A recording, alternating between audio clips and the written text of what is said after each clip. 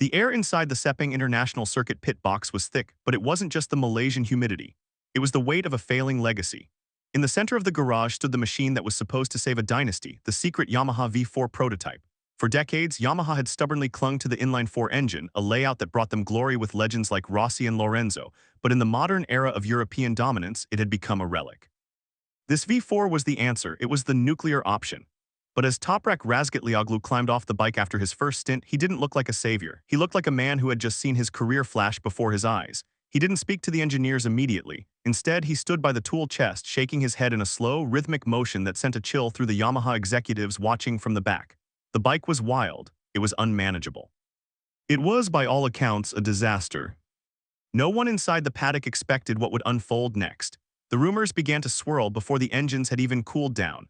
Some whispered that Yamaha had waited too long, that the transition from their traditional architecture to this new, violent V4 was a bridge too far. And for Toprak, the man who had abandoned a kingdom in World SBK to conquer the prototype world, the realization was setting in. He wasn't just fighting his rivals.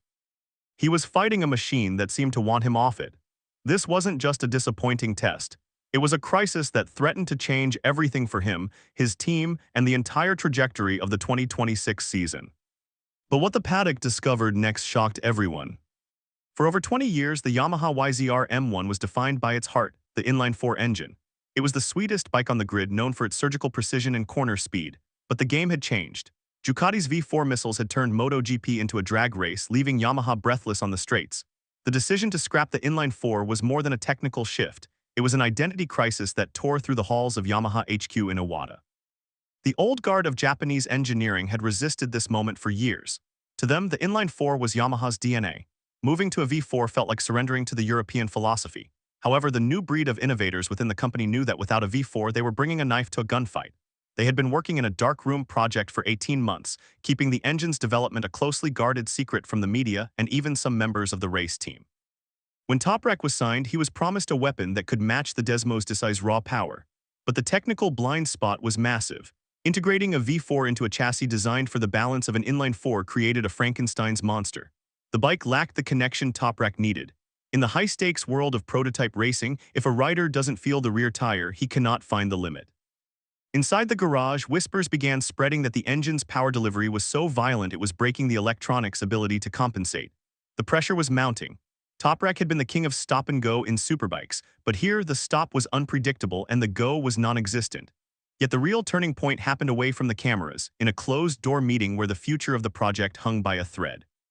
The telemetry screens at Sepang told a story of total turmoil. Every time Toprak attempted to tip the bike into the fast sweeping curves of the Malaysian track, the sensors went into the red. The bike felt wild, a term used by the crew to describe a machine that lacks any linear predictability. Acceleration was inconsistent. It was as if the engine had a mind of its own, surging at the wrong moments and cutting power when Toprak needed it most to stabilize the chassis.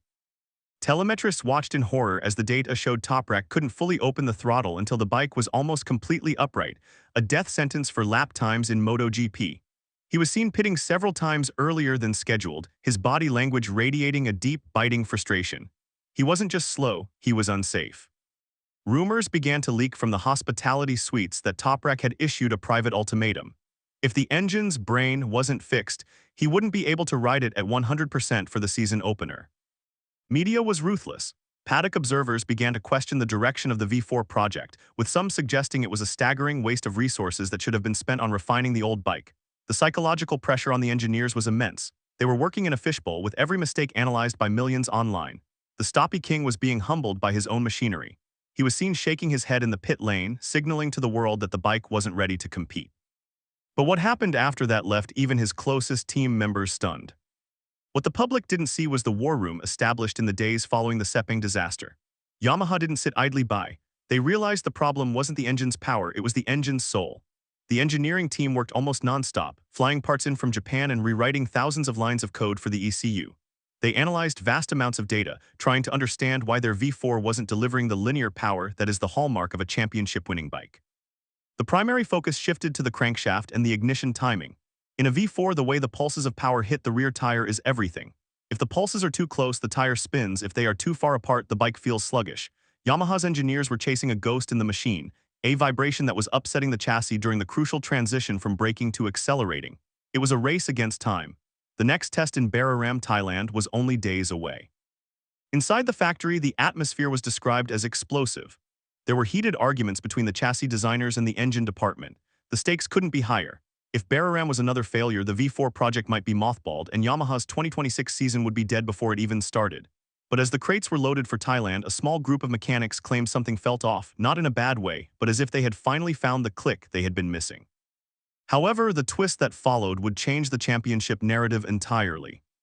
When the 2026 Buriram test began, the atmosphere in the paddock was immediately different.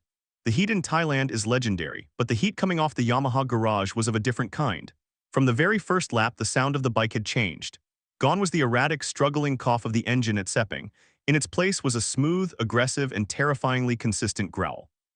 Toprak hit the track with a point to prove. Within 3 laps, his times didn't just improve, they shot up to near the front of the pack. The transformation was staggering. The bike that had been wild in Malaysia was now an extension of Toprak's will. He began braking with his trademark aggression, the back wheel hovering inches off the ground as he tiptoed the machine into the technical corners of the Chang International Circuit. The most surprising thing came from within the Yamaha garage itself. Several internal sources reported that even the top Yamaha officials were completely shocked by the surge in performance. They had initially only hoped for improved stability, but what they got was a performance jump that defied their own simulations. The bike was now able to produce consistent power in the mid to high rev range, the exact area that had previously been Yamaha's Achilles heel against the European giants. But behind that calm expression on the pit wall, the pressure from the rivals was building fast. You can't hide speed in MotoGP. As Toprak's lap time stayed consistently in the low 130s, the spies from rival teams began to congregate outside the Yamaha garage. Mechanics from Ducati and KTM were seen observing the bike's behavior on corner exit with intense scrutiny. They weren't just looking at the lap times, they were looking at the attitude of the bike. The Yamaha V4 was now showing a level of traction that was previously unthinkable for the Japanese manufacturer. Data showed that Toprak was able to open the throttle significantly earlier than his rivals without losing grip. This was the linear power distribution the engineers had sacrificed their sleep for. Rumors began circulating that some manufacturers were starting to question the legality of the engine's aero package or its electronic ride height devices. It was the ultimate compliment. They were scared. The technical analysis was simple. Yamaha had modified the crankshaft configuration to provide better mechanical grip, reducing the reliance on electronic intervention. This allowed Toprak to use his natural talent to feel the slide. The paddock whispers suggested that if Yamaha could maintain this development direction, the era of European dominance was officially under threat. Yet the real turning point happened away from the telemetry screens, in the eyes of the rider himself. At Sepang, Toprak Razgatlioglu looked like a ghost. At Buriram, he looked like a predator. The contrast in his body language was the most telling data point of the entire test. He was even seen several times having lengthy discussions with his engineers, not with the frustrated grimace of a man lost in the woods, but with a confident, almost predatory smile. He spent more time in the garage providing micro-details on the bike's feedback rather than complaining about its flaws. This is the psychological edge that separates champions. When a rider trusts his machine, he can find those extra 0.2 of a second that don't exist in the telemetry. Toprak was now playing with the bike, sliding it into corners and pushing the front tire to the absolute limit of physics.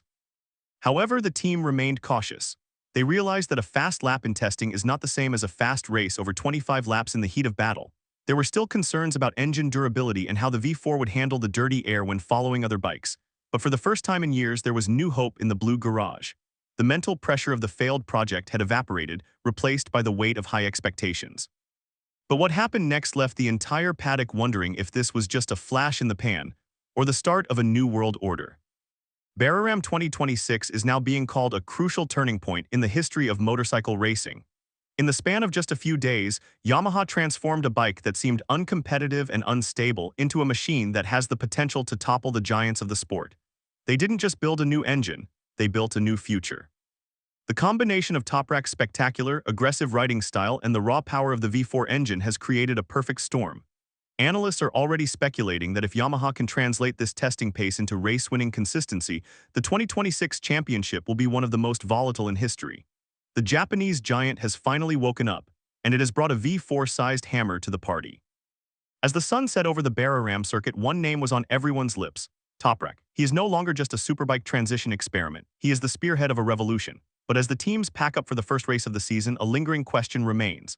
Was this jump in performance too fast? Some insiders claim that the engine is being pushed to its absolute limit, and the line between staggering success and explosive failure is thinner than anyone realizes.